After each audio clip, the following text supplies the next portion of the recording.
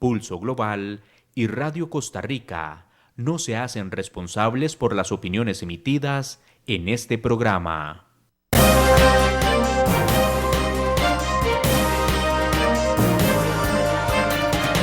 Pulso Global es un espacio que busca analizar los principales escenarios, fenómenos y acontecimientos en el panorama internacional, desde un análisis serio y académico que busca generar insumos para que cada quien pueda construir su propio criterio. Porque comprender lo que pasa en el mundo y cómo incide en nuestro entorno es imperativo. Le invitamos a tomarle el pulso al acontecer internacional junto con nuestros analistas Gerald Solano y sus invitados.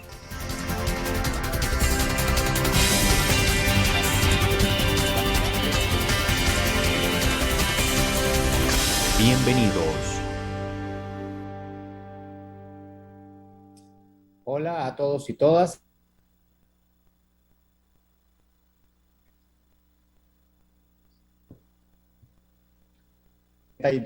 Y que como vieron en nuestras redes sociales, hoy estaremos conversando con nuestra estimada y amiga Edipcia Dubón Castro, quien es exdiputada en Nicaragua, sobre este tema que hoy obviamente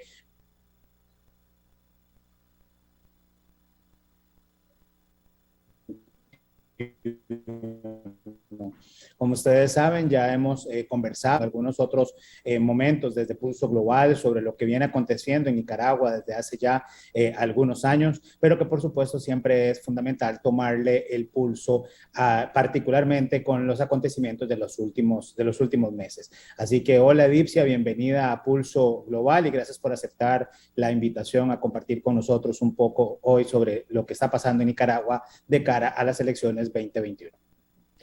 Hola Gerald, muchas gracias por esta oportunidad de compartir con vos y con la audiencia de Pulso Global sobre la situación de Nicaragua, una situación que nos preocupa y que requiere la atención de la comunidad internacional y sobre todo de los vecinos, ¿verdad? Y por eso me parece que es muy relevante esta oportunidad.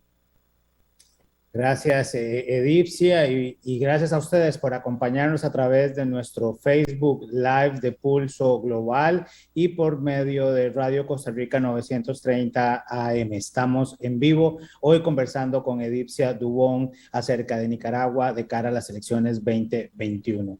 Edipcia, y bueno, empecemos de una vez en materia porque sé que hay bastante que podemos compartir con la audiencia y conversar. El 14 de julio, el gobierno, ¿verdad? O el régimen de Daniel Ortega y Rosario Murillo confirman la celebración de las elecciones generales que se celebrarán el 7 de noviembre. Así que, bueno, contextualicémonos un poco, ¿verdad? Tanto nuestra audiencia en Facebook Live como por Radio Costa Rica. ¿Cuál es la importancia de este, digamos, proceso electoral y cómo llegamos a este punto? Porque efectivamente, como conversábamos antes de iniciar el programa, pareciera más este 7 de noviembre un procedimiento, ¿verdad? Que una convocatoria, digamos, real a un proceso de elecciones, digamos, lleno de transparencia y de observadores internacionales.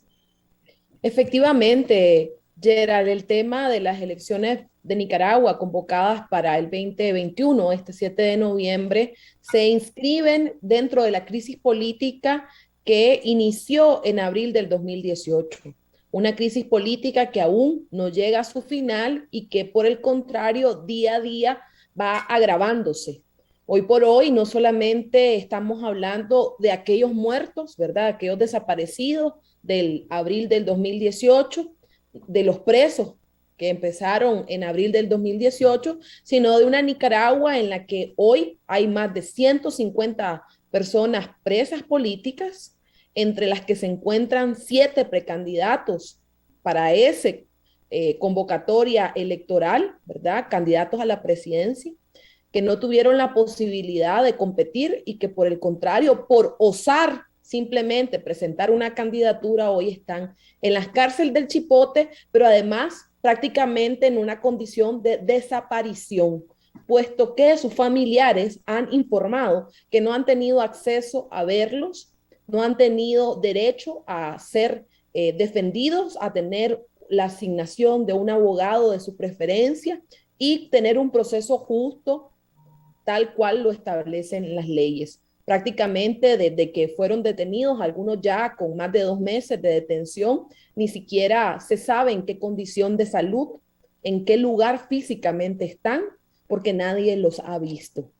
Adicional a eso, el régimen fue configurando una serie de legislaciones que están orientados a cooptar los derechos, libertades y garantías constitucionales de los nicaragüenses y por el contrario se inscriben a penalizar, judicializar las voces que desafían, las voces que expresan su desacuerdo sobre la política del gobierno y de hecho se han creado unas nuevas tipificaciones en las que son llamado como una persona que está cometiendo delitos contra la patria o está cometiendo delitos de ciberdelitos simplemente por utilizar los medios digitales o cualquier tipo de medio de comunicación para expresar el descontento contra el régimen. Prácticamente desde el 4 de junio en Nicaragua se han abierto una serie de procesos de investigación, y digo procesos de investigación, ¿verdad? Porque no se enmarcan en procesos justos, transparentes, donde realmente la gente tenga sus derechos estén garantizados, sino que son procesos que son construidos de acuerdo a una ficción, a una teatro. Yo no podría ni siquiera definir qué cosa es eso, ¿verdad? Porque se han entrevistado y se han llevado a la fiscalía más de 100 personas con el objetivo de intimidarlos, con el objetivo de callarlos y de ese proceso se han arrestado a casi más de 30 personas ya desde el 4 de junio para acá, entre los que se encuentran estos 7 precandidatos, pero también dirigentes de la oposición nicaragüense, de la Coalición Nacional, de la Unidad Nacional Azul y Blanco, de la Alianza Cívica, así como periodistas destacados, personas que están vinculadas a medios de comunicación. Bueno, y lo más reciente, ¿verdad? El director del diario La Prensa. Entonces estamos en un sainete que ha montado el régimen en el que prácticamente pues la característica común es que todos estos que están detenidos, amenazados o intimidados, es que han expresado una voluntad contraria al régimen y por eso son perseguidos y son encarcelados o son acosados, ¿verdad? Porque hay distintos niveles de represión que se están viviendo en el país, que se concretan en encarcelamientos, pero también hay personas que tienen casa por cárcel, como el caso de Cristiana Chamorro, como el caso de una de las precandidatas, Berenice Quesada, o el caso de otros ciudadanos comunes, corrientes, que no están haciendo ninguna pretensión de participar en ningún proceso electoral, pero que han expresado públicamente su desacuerdo y eso tiene como consecuencia que se les limite su derecho a la movilización. En el país prácticamente los derechos de libertad de expresión, de movilización, de organización y de protesta están conculcados. Es un estado de sitio, de facto, ¿verdad? En la que es el orteguismo el que tiene el control de todo el país y en ese marco se inscribe esta convocatoria electoral que tuvo una serie de consideraciones de la Organización de Estados Americanos en las que se señala la necesidad de que se creara un proceso competitivo, un proceso pluralista, un proceso que permitiera que los nicaragüenses se expresaran de forma libre y en el que prácticamente se avanzara en un proceso de modernización y reestructuración del Consejo Supremo Electoral para garantizar su independencia, su transparencia y su responsabilidad, a lo que el régimen se negó, puesto que entregó prácticamente a través de una elección por el control que tiene el aparato legislativo al Frente Sandinista el control total del Consejo Supremo Electoral. Y prácticamente en ese entorno pues es difícil pensar que estamos hablando de un proceso que pueda garantizar derechos efectivos civiles y políticos de los nicaragüenses y en el que pues la ciudadanía está viviendo prácticamente en un estado de terror. Edipse, nos has dado bastantes elementos para ir, digamos, tal vez analizándolos uno a uno. La primera, tal vez, digamos, gran pregunta que surge es la legalidad de digamos, de este proceso, de estos cambios que se han venido haciendo, porque precisamente señalabas, ¿verdad? Digamos, los presos en esta cárcel, ¿verdad? Que es bien conocida por no necesariamente garantizar derechos humanos, ¿verdad? Se ha hablado incluso de torturas, ¿verdad? Dentro de esta cárcel y ahí entonces nos surge precisamente, bueno, la legalidad que el régimen Ortega Murillo han venido, digamos, tomando decisiones si están o no amparadas bajo la Constitución, porque, bueno, para los amigos de Pulso Global y de Radio Costa Rica, vos fuiste diputada electa en un proceso electoral, ¿verdad? Garantizado por la Constitución, pero destituida por el régimen, digamos, de Ortega de forma inconstitucional. Entonces surgen, digamos, dudas sobre la legalidad de las decisiones que está tomando el régimen de Ortega Murillo. ¿Qué podríamos, digamos, compartir con nuestra audiencia al respecto? Bueno, Gerald, la verdad es que lo primero que hay que señalar que en el caso de Nicaragua venimos de un proceso sistemático de demolición institucional, en el que el régimen ha vaciado por dentro a las instituciones. Es decir, existen como títulos, como edificios, los poderes del Estado, pero estos poderes están controlados desde la cúspide hasta la base por el mismo partido, por el Frente Sandinista, un partido que obedece líneas de políticas por parte de la dirigencia de esa organización que está encabezada por Daniel Ortega y la vicepresidenta Rosario Murillo, que además es su esposa, y que sencillamente todo opera en ese marco, ¿verdad? De cumplir una estrategia política para mantener cautivo el poder. En ese entorno, ¿verdad? El régimen logró controlar el aparato legislativo y sigue el procedimiento, por decirlo de alguna manera, de configurar procesos que aparentan tener una línea constitucional, pero que en el fondo son legislaciones que violentan por la forma en la que se aplican los derechos, las libertades y la garantía de los ciudadanos nicaragüenses.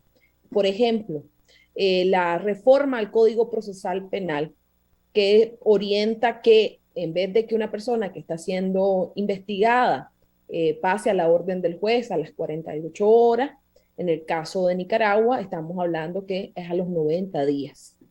Y que mientras estás en ese proceso de indiciado, puedes estar bajo arresto. El problema es las condiciones del arresto, el problema es la falta de información y garantías que esas personas están sometidas, ¿verdad?, a un régimen, no sé, pues de secuestro. O sea, no sé ni cómo explicarlo, porque una persona que es llevada desde su casa sin tener claro de qué se le acusa, sin tener derecho a la defensa, sin tener derecho a visitas conyugales, familiares, que sus familiares no sepan dónde están ubicados físicamente, que personas que han presentado habeas corpus por sus condiciones de salud ni siquiera han sido considerados, que se ha pedido que haya atención médica, tampoco ha sido considerado, porque en ese proceso de investigación ahí tenés a dos personas con problemas cardíacos, el señor José Palé y la señora Violeta Granera. Sus familiares han explicado con su epigrisis efectivamente la condición de salud y no hay ninguna posibilidad de ningún tipo de derecho, pues de nada. O sea, están inhabilitados de todo. En un proceso en el que todavía no se les ha sentenciado, en el que no se les conoce cuál es su vinculación con el crimen que se les acusa. ¿Verdad? Esto es meramente político. Y hay otros casos, por ejemplo, el caso del candidato Medardo Mairena, que fue arrestado casi en los meses de abril en el 2018 y que fue amnistiado en el 2019. Y es nuevamente arrestado y nuevamente indiciado con los mismos delitos de los cuales ya fue liberado, por decirlo así, por una amnistía, ¿verdad? Entonces, es la forma, ¿verdad? Son las formas. Una cosa es que sigan ese procedimiento, que tenga una legalidad, y otra cosa es que tenga una legitimidad en la forma en la que se aplica y en la forma en la que se gestiona ese tipo de legislaciones. Todo pareciera ser que simplemente para cumplir con el procedimiento del checklist, tienen una ley por la cual sí, pero ya después sencillamente lo que pase como resultado de lo que ellos están configurando, pues ya no tiene ninguna garantía con el respeto de los derechos humanos, las libertades y la garantía ciudadana. Y es que muchas veces se ha conversado, ¿verdad? Cuando se analiza el caso de Nicaragua, porque lamentablemente este tema no es, digamos, nuevo, ¿verdad? Nicaragua ya ha vivido en su momento regímenes dictatoriales, ¿verdad? Ya ha tenido, digamos, dificultades con el tema de avanzar en el fortalecimiento de la institucionalidad democrática y, por supuesto, consolidar su democracia. Y es que siempre se ha criticado un poco el tema digamos, de la oposición, ¿verdad? Digamos, las fragmentaciones que han habido, digamos, a lo interno y que no se ha presentado como una, digamos, como una sola oposición con el fin, en este caso, digamos, de quitar, ¿verdad?, del poder a Daniel Ortega y a Rosario Murillo. Así que tal vez conversar un poco sobre estas 7 fórmulas que se inscribieron y sobre cómo venía, de alguna manera, digamos, haciendo alguna forma de cohesión la oposición, ¿verdad? Para hacerle cara a este proceso de noviembre y que por ahí podría ser también un elemento importante en esta mesa de análisis del por qué empieza Daniel Ortega a uno por uno de estos candidatos, ¿verdad? A encarcelarlos, donde uno empieza a leer también, y por supuesto vos vas a tener más información probablemente directamente de Nicaragua, de lo que tal vez podríamos tener nosotros acá, digamos, en Costa Rica. Sin embargo, cuando uno lee un poco las declaraciones del Ministerio Público, ¿verdad? O los comunicados de la Fuerza Pública de la Seguridad, casi que a todos se empieza a acusar de lo mismo sin evidencias y sin pruebas, ¿verdad? Y entonces uno se queda pensando, bueno, esto parece más un discurso orquestado para desarticular la oposición por temor a que llegase para noviembre como una, digamos, oposición más cohesionada con posibilidades reales de quitar a Daniel Ortega y Rosario Murillo del poder, pero que pareciera que al día de hoy, ¿verdad? Prácticamente el camino lo han ido allanando para ser los únicos candidatos, ¿verdad? En noviembre, y de esta forma, como decías, hacer un check nada más en el procedimiento porque la ley así pareciera facultarlo. Entonces, ¿qué nos podrías conversar acerca de estas 7, digamos, esas 7 candidaturas o fórmulas que se habían inscrito? Mira, Gerald, es interesante, ¿verdad? Nosotros venimos de un proceso bastante desarticulado de la oposición política, eh, que llegó a abril 2018 con una movilización masiva de la ciudadanía nicaragüense, con unas demandas muy claras de democracia, de libertad y de justicia, que dieron lugar a la creación de una plataforma cívica denominada la Alianza Cívica, que aglutinaba a distintos sectores de la sociedad nicaragüense y que fueron los partícipes de un proceso de diálogo con Daniel Ortega, en el que los actores políticos dimos todos un paso atrás para que esa plataforma sirviera realmente de una alternativa de diálogo y de salida a la crisis. Lograron suscribir una serie de acuerdos con Daniel Ortega, sin embargo, ninguno de esos acuerdos Daniel Ortega los cumplió. Por el contrario, prácticamente pateó la mesa y se fue de la mesa de diálogo, y estos actores quedaron simplemente sin ninguna posibilidad real de continuar en un proceso de transición democrática. Eso prácticamente coincide con los tiempos electorales, con la fecha establecida en la Constitución para convocar a elecciones nacionales, y aquí se avanza de alguna manera en la creación de 3 plataformas políticas importantes. La Coalición Nacional, que es una de las plataformas que logró aglutinar a distintas expresiones políticas del país, bastante plural. Y por otro lado, la Unidad Nacional Azul y Blanco, que aunque estaba integrada en la coalición nacional, tiene su propia dinámica y es una expresión más popular, por decirlo de alguna manera. Y por otro lado, Ciudadanos por la Libertad, que es un partido político que fue conformado a partir del 2016, después que fue despojado de su personalidad jurídica anterior, el Partido Liberal Independiente, y que de alguna manera venía en un proceso de construcción paulatina de su identidad y de su presencia territorial, que apostó más bien a tener una propuesta electoral ideológica de tendencia de derecha y de apostar a que el resultado de esa mesa de negociación, que los miembros de esa mesa de negociación, la Alianza Cívica, que habían logrado tener un nivel de visibilidad importante por el proceso del diálogo, se integraran a su plataforma, pero fue un proceso complicado, ¿verdad? Eh, en eso estábamos, ¿verdad? De alguna manera, cuando el régimen decidió suspender las personalidades jurídicas de los miembros partidarios que estaban en la coalición nacional, dejando a esa opción y a la Unidad Nacional Azul y Blanco sin alternativa real para participar en el proceso electoral, dejando como única opción a Ciudadanos por la Libertad. Pero hay que recordar, como lo dije antes, que Ciudadanos por la Libertad había optado por una opción ideológica muy clara y no estaba dispuesto a abrirse a una plataforma política más plural. Entonces, ese era un proceso complicado, ¿verdad?, de negociación, porque ya no solamente expresaba las dificultades que uno puede tener en un proceso de negociación político partidario o electoral, sino que también tenía trazada una diferencia ideológica fundamental. Sin embargo, Ciudadanos por la Libertad decidió crear una alianza y la denominó Alianza Ciudadana, en la que pretendía crear un mecanismo único en el que cualquier ciudadano, independientemente de su ideología, se pudiera inscribir en el proceso y que fueran las bases internas, por una parte del partido y por otro lado unas encuestas que permitieran la elección del candidato idóneo.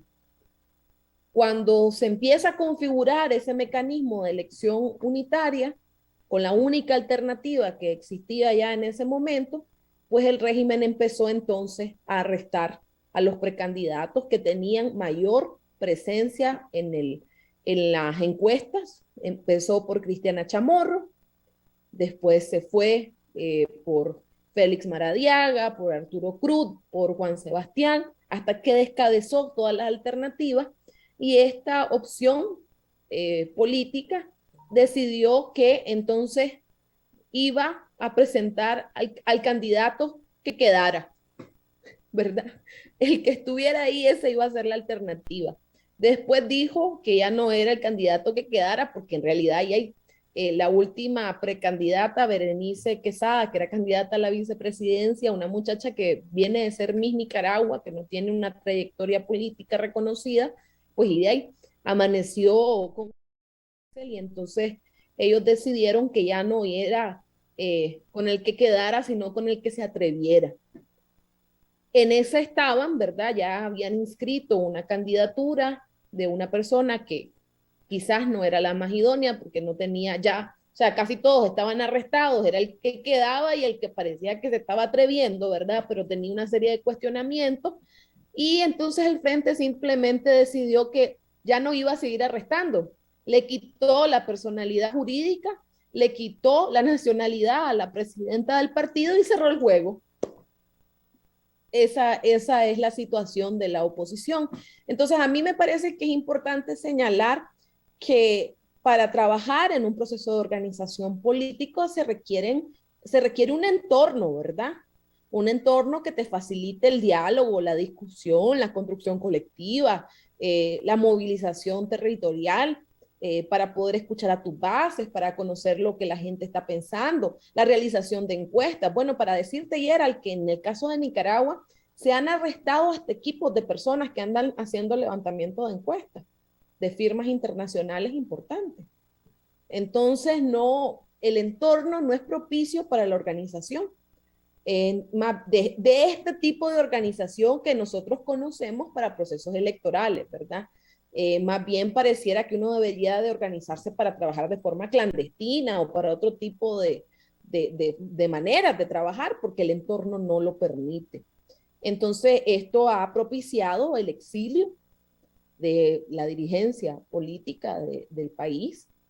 Muchos están en Costa Rica, otros en Estados Unidos y otros en Nicaragua que decidieron pues estar simplemente clandestinos, pues no se sabe dónde están y hay comunicaciones muy breves pues sobre lo que está pasando en el país, ¿verdad? Entonces es una situación complicada.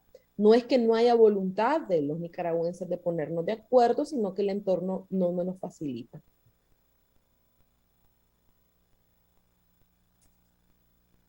Sí,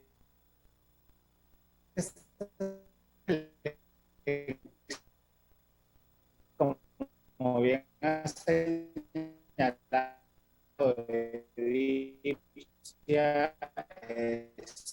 están atenciones a los optimistas, ¿verdad? La política ¿verdad? Y he formado por distintos medios, entre ellos, por supuesto, como bien ha señalado, con el tiempo para ver si, para ver quién precisamente podría eventualmente llegar más a, digamos, al final de esta carrera, ¿verdad? Es decir, son más de 30, digamos, políticos, por lo menos a nivel de nombres, pero como bien señalas, hay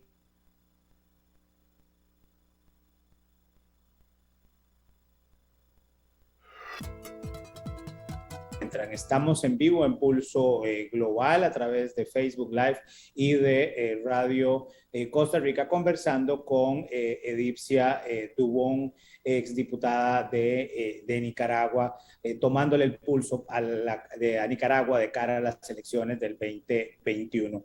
Edipcia, y es que cómo se ha vivido digamos, estos procesos digamos, de persecución, ¿verdad? Porque bien señalabas ahora el caso de la presidenta de Ciudadanos por la Libertad, ¿verdad? Que se le quita la nacionalidad nicaragüense, ¿verdad? Que tiene que huir y decía ella en unas entrevistas a CNN hace un par de días que tuvo que prácticamente, ¿verdad? Por medio de las montañas, por medio ¿verdad? De puntos ciegos, huir a Costa Rica, ¿verdad? Para salvaguardar su integridad física y que ahora, bueno, está viendo al ser hija de un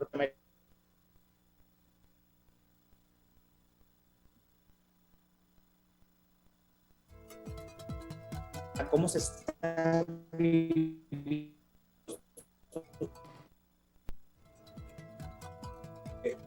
de que peligra la vida no solo de los precandidatos,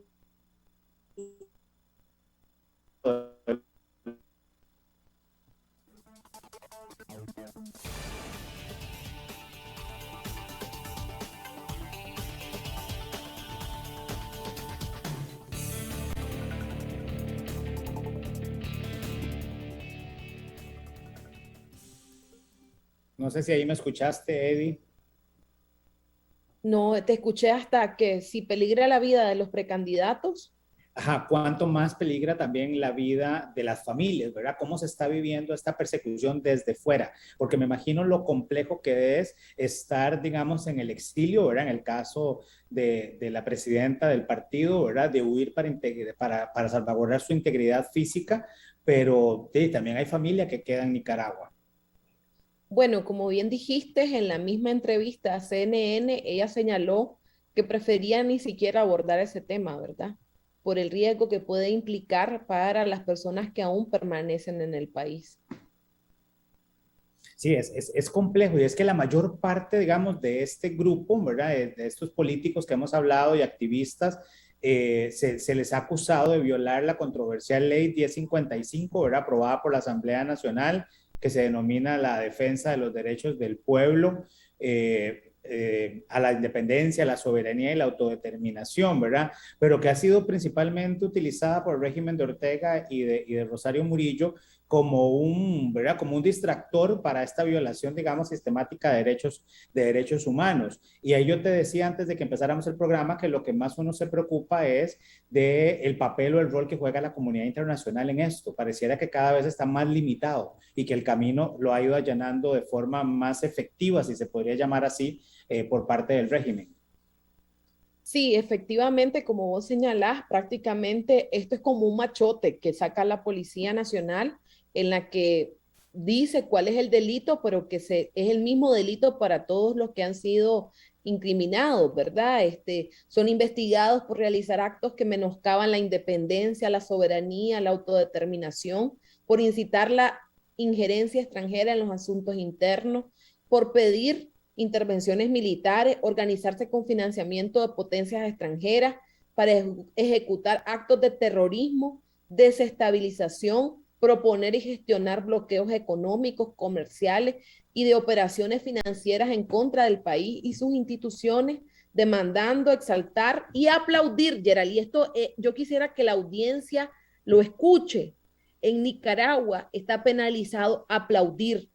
Dice, aplaudir la imposición de sanciones contra el Estado de Nicaragua y sus ciudadanos y lesionar los intereses supremos de la nación de conformidad con el artículo 1 de esa famosa ley, la 1055, la ley de defensa de los derechos del pueblo, la independencia, la soberanía y la autodeterminación para la paz.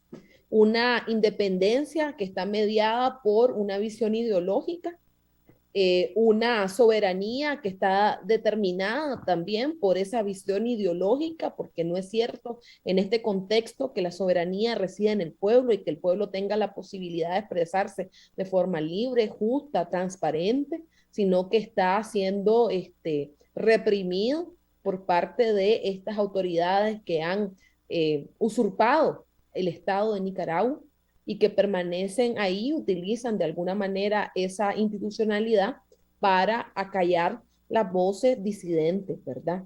En ese marco, pues la comunidad internacional ha tenido dos expresiones muy concretas. La OEA, el 22 de octubre del año pasado, en el que señaló la urgencia de unas reformas electorales que garantizaran una elección libre, justa, competitiva, transparente y observada. Y la más reciente, que es la resolución del Parlamento Europeo, que es prácticamente creo que fue emitida eh, hace poco, o sea, en julio, tiene que haber sido en julio, en la que reitera pues un llamado a las autoridades nicaragüenses para que permita el ingreso al país del Alto Comisionado de las Naciones Unidas, la Comisión Interamericana de Derechos Humanos, el Grupo Interdisciplinario de Expertos, el Mecanismo Especial de Seguimiento para Nicaragua, organizaciones de la sociedad civil e instituciones europeas que permitan garantizar el respeto de los derechos humanos a Nicaragua. También pues se le pide al gobierno que cree una unidad de investigación independiente en el que participen expertos internacionales para supervisar las investigaciones que permitan que sean creíbles, imparciales y exhaustivas por parte de la Fiscalía General de Nicaragua sobre la supuesta responsabilidad de altos funcionarios por violaciones de derechos humanos. Se le pide al sistema centroamericano que permita desarrollar un papel más activo en la defensa y en la protección y promoción de la democracia y la defensa de los derechos humanos en Nicaragua. Pide al GAFI, ¿verdad?, que establezca un mecanismo para garantizar la seguridad financiera internacional frente a operaciones ilícitas del régimen Ortega Murillo y sus colaboradores. Pide al Consejo, y es como, y yo te voy a decir, yo la leo y me quedo como confundida, ¿verdad? Porque si le pide al GAFI que establezca un seguimiento de las operaciones ilícitas de Ortega Murillo, de alguna forma expresa tácitamente que hay una irregularidad, hay una violación ahí, un delito, ¿verdad? Que parecía que está en flagrancia y que, bueno, y que no hay nada que hacer.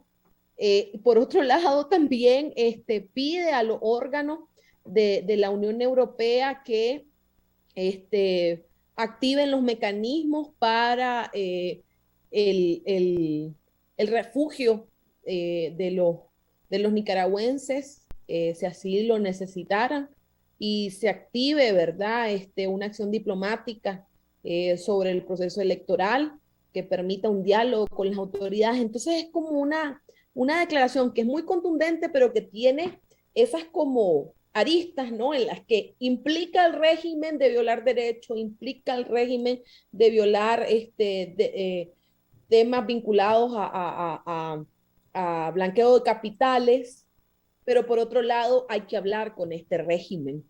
Hay que buscar mecanismos que permitan una salida electoral cívica y pacífica, ¿verdad? Y entonces te denota un poco la esquizofrenia en la que estamos, ¿verdad? En el que se reconoce que se violentan los derechos de los nicaragüenses, pero que no hay ninguna posibilidad real de detener esas violaciones, no hay una posibilidad real de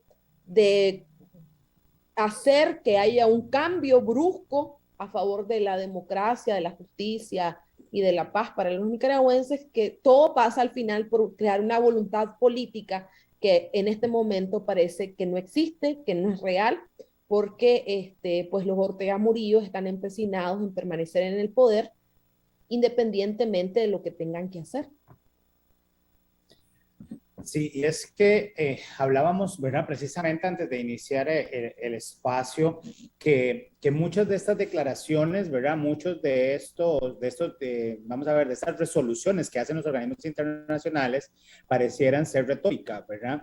Y es que, digamos, ese hilo entre la no intervención en los asuntos internos de los países muchas veces digamos, es complejo de interpretar desde quienes están en este caso en el exilio, quienes están fuera ¿verdad?, de Nicaragua, en particular por temas tan, digamos, tan delicados, ¿verdad? Es decir, hablar con un régimen que tiene control de los distintos poderes, que está demostrando que no hay una división real de poderes en Nicaragua, ¿verdad? Que todo está controlado por el régimen Ortega Murillo, que incluso algunos constitucionalistas nicaragüenses hablan de una violación a la Constitución, ¿verdad? Con las modificaciones y las decisiones que ha venido tomando el régimen, hace, digamos, complejo ver una salida. Y entonces ahí uno se pregunta qué opciones tiene el pueblo nicaragüense en estas elecciones o de cara a estas elecciones de noviembre, ¿verdad? Yo te decía que prácticamente pareciera que el 7 de noviembre lo que se va a hacer es un procedimiento para ratificar la fórmula Ortega-Murillo,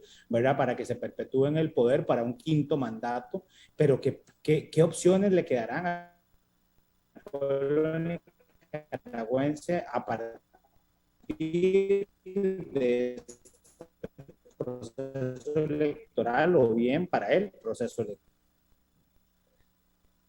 Bueno, Gerald, aquí es importante señalar, fíjate que es tan dramática la situación que esa resolución del Parlamento Europeo en su inciso 3 dice que pide al gobierno de Nicaragua que se levante el estado de sitio de facto, que respete la función de la Policía Nacional como una fuerza no política, no partidista y no deliberativa, que desarme a las fuerzas paramilitares, que respete los acuerdos firmados con la Alianza Cívica y que restablezca los derechos de los ciudadanos. Y reitera su llamado al gobierno para que permita que las organizaciones de la sociedad civil operen en un entorno seguro, favorable y sin temor a represalias.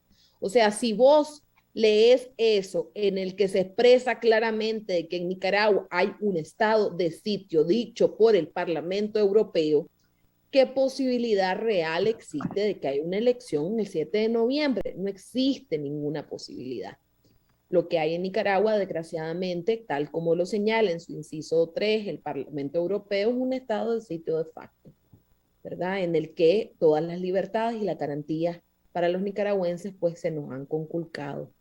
Y eso es importante tenerlo claro porque si no hay realmente un proceso libre, justo, competitivo, transparente y observado, el resultado de ese proceso no puede ser considerado legítimo, no puede ser considerado que tenga esa legitimidad necesaria para ostentar esa responsabilidad y que realmente pueda ser una garantía de cambio, de oportunidades, de desarrollo y de paz y de seguridad Y nosotros que estamos en Centroamérica, y vos que sos experto en relaciones internacionales, que conoces todo este concepto de la seguridad democrática y la necesidad de que en la región hayan elecciones que permitan la paz duradera, que garanticen la alternabilidad en el poder, que permitan el Estado de Derecho, lo que está pasando en Nicaragua pues pone en riesgo no solamente para el país eso, sino también para la región. Totalmente de acuerdo, Edipcia. A una de los grandes retos que tiene Centroamérica es precisamente ese fortalecimiento de la institucionalidad democrática y garantizar la seguridad democrática en los distintos procesos electorales. Cuando vemos deterioro tan, digamos, graves en la toma de decisiones, en la división de poderes, en el respeto al Estado de Derecho, en la garantía de un debido proceso ante las instancias, digamos, judiciales, que se presenten las evidencias, como señalabas, de que se respeten los derechos humanos, garantías incluso a las mismas condiciones humanas, es un tema, digamos, que preocupa muchísimo, ¿verdad? Desde las relaciones internacionales, por supuesto, pero que, como te decía, lamentablemente pareciera que muchas de estas resoluciones todavía, ¿verdad? Carecemos de dientes, ¿verdad? Para poder realmente avanzar en decisiones muchísimo más efectivas, por lo menos a nivel del sistema interamericano. Pero, ¿qué podría, digamos, representar para Nicaragua ya en este plano internacional todas estas irregularidades de cara a los comicios, ¿verdad? Porque una de las grandes, digamos, interrogantes ha sido si Estados Unidos efectivamente termina consolidando la expulsión de Nicaragua del CAFTA, ¿verdad? O, por ejemplo, la Unión Europea sacar a Nicaragua del ACUE, y algunos, ¿verdad?, especialistas también en esta materia hemos también discutido y analizado qué afecta más al pueblo nicaragüense, porque al final hay, digamos, medidas que buscan, ¿verdad?, de alguna manera contrarrestar las decisiones del régimen, pero si sacamos, ¿verdad?, a Nicaragua del ACUE o sacamos a Nicaragua del CAFTA, quien va a terminar sufriendo va a ser el mismo pueblo nicaragüense, los cuales todavía tienen, ¿verdad? Yo te decía ahora, antes de iniciar el programa, problemas estructurales de fondo, ¿verdad? Necesidades que no han sido resueltas por el régimen ya en su, digamos, final del cuarto mandato, y que aún un golpe más económico sería todavía, ¿verdad? Poner más en condiciones de vulnerabilidad al ciudadano nicaragüense que no es culpable, ¿verdad?, de lo que han hecho sus autoridades de gobierno.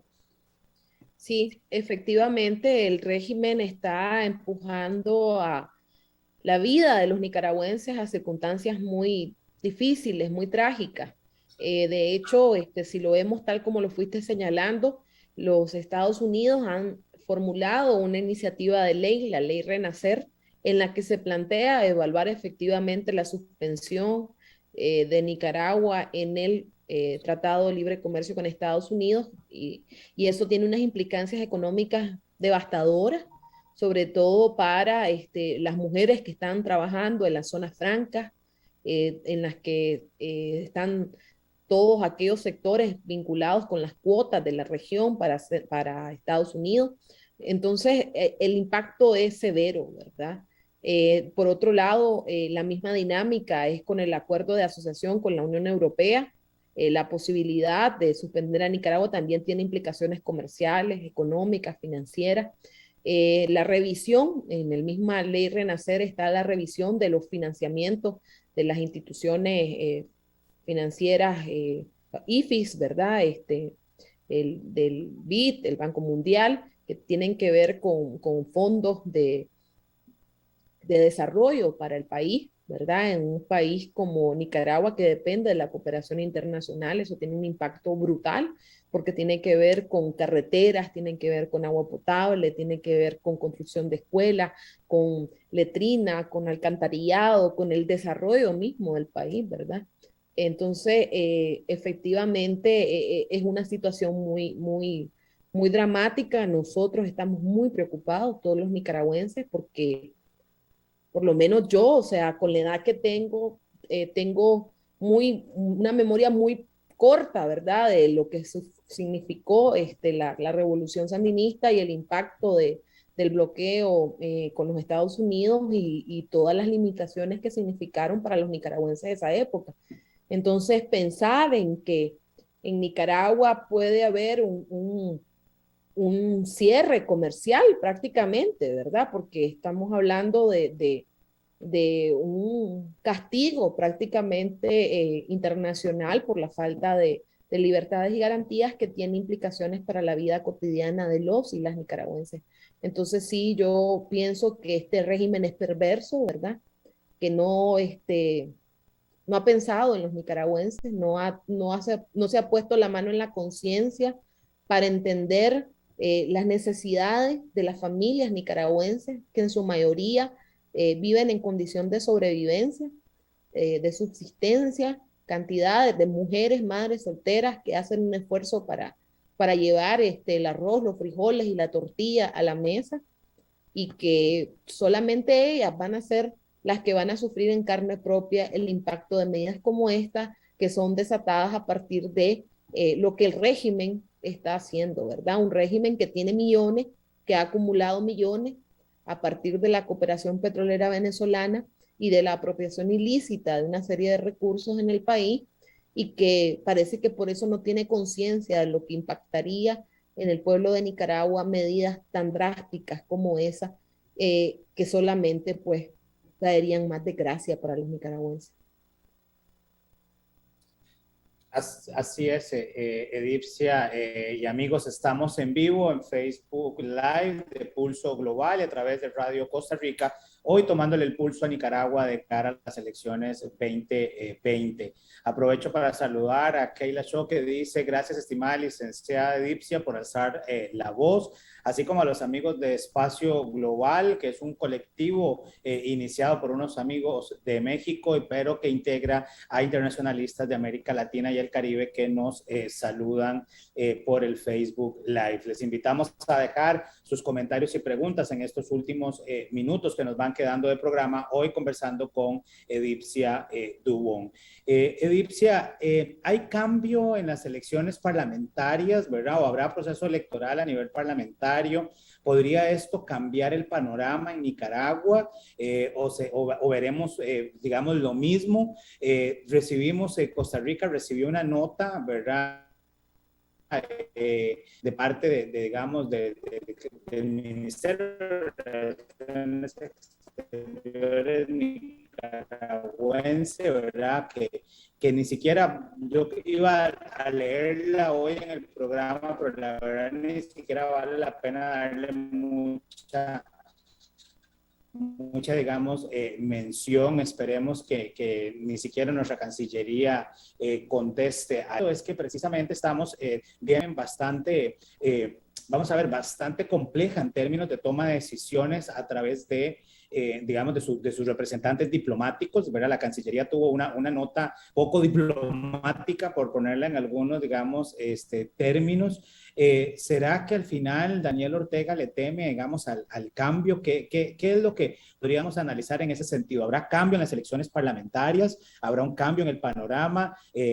Son estas señales ya de una desesperación de parte del régimen y tratando ahorita de iniciar un nuevo conflicto con Costa Rica, ¿verdad? Por lo menos a nivel discursivo, para distraer lo que está, digamos, la atención de lo que está pasando a nivel interno. Bueno, vuelvo y te repito, querido Gerald, en Nicaragua no van a haber elecciones. En Nicaragua lo que se va a hacer es cumplir un procedimiento que el régimen necesita cumplir para alegar legalidad, formalidad, ¿verdad? Que está cumpliendo con el término establecido en la Constitución, pero no realmente que habrá un resultado que exprese la voluntad popular. No hay ninguna expresión política partidaria que vaya a inscribirse en esas boletas que exprese a la oposición nicaragüense. Quienes estarán participando son aquellos que tienen permiso del régimen.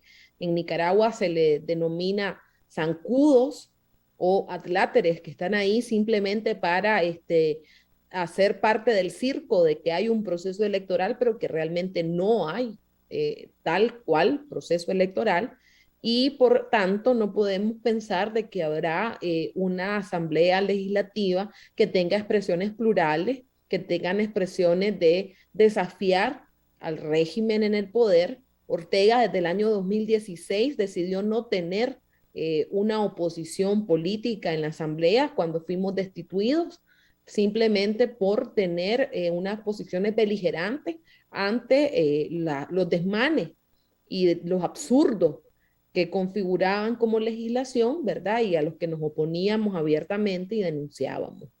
Esa es la situación real de Nicaragua. Frente a esa situación, ¿qué es lo que yo puedo inferir? Bueno, yo pienso de que cuando una persona siente que es competitiva, que tiene el respaldo popular, pues se rifa en el proceso electoral, ¿verdad?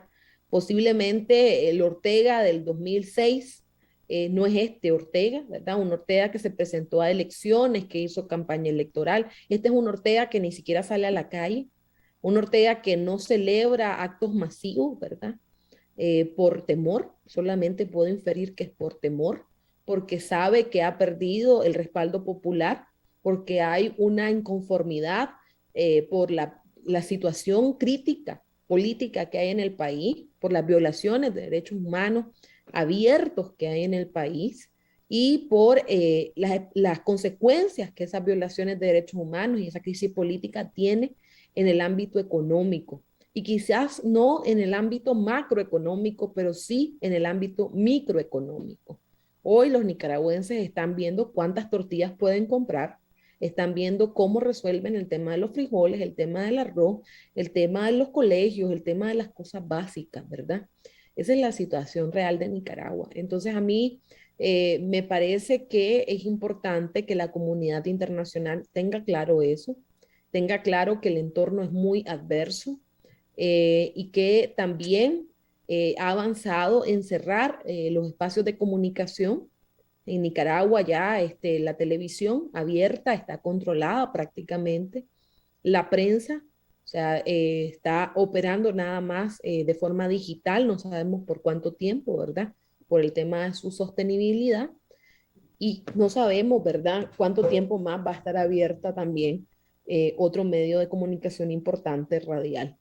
Entonces, sí, estamos muy preocupados por lo que está pasando en el país y creemos que estas expresiones groseras que está teniendo la Cancillería, no solamente con Costa Rica, sino también con España, con Argentina, con México, con países, algunos más afines ideológicamente con ellos, ¿verdad? Que participan en algunos espacios internacionales y otros no, pero es la misma tónica, ¿verdad?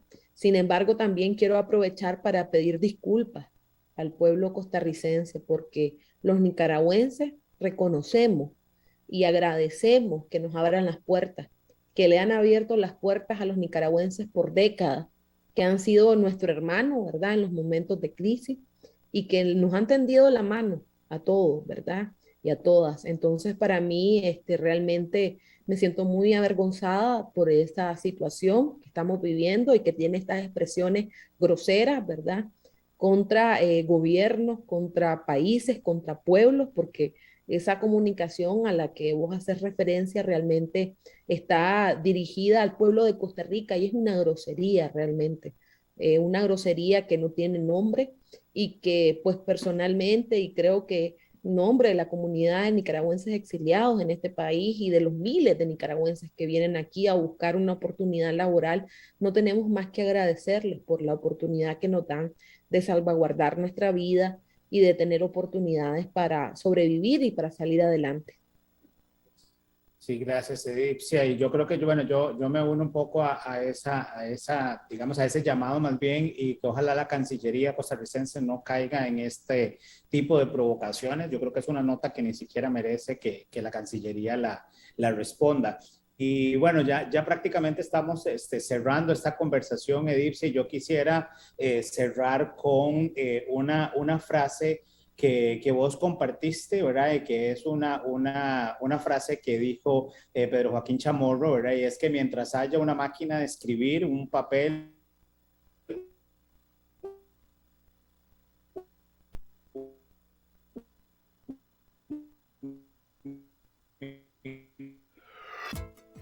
micrófono y una plaza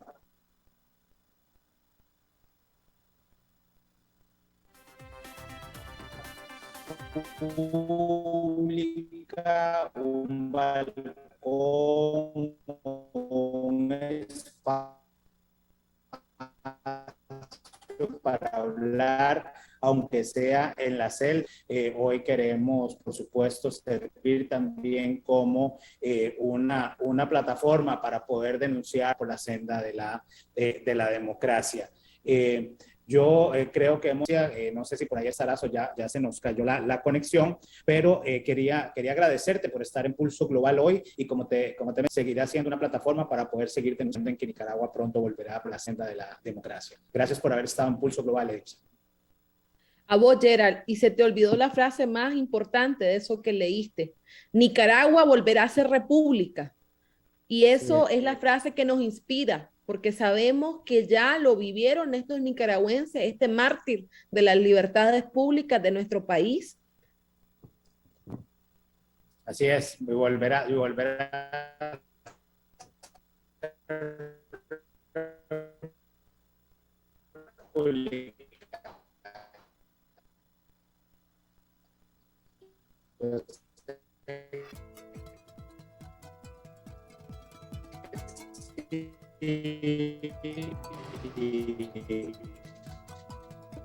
desde acá contás con nuestro apoyo, ¿verdad? Así como todo el pueblo. Hemos llegado así al final de nuestro. Agradecemos a nuestros patrocinadores, una realidad, y a cada uno de ustedes que se conectaron hoy y dejarnos sus comentarios. Agradecemos también a nuestra productora ejecutiva, Gabriela Navarro, a Andy Torres en Controles y a todo el equipo técnico. Los invitamos a acompañarnos la próxima semana en una transmisión más de Pulso Global. Que tengan muy buenas noches.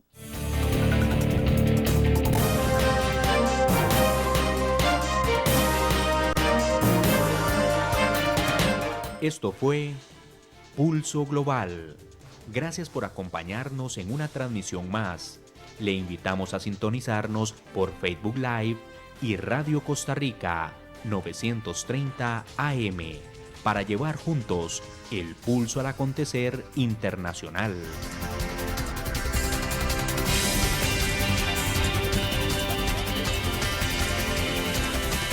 Buenas noches.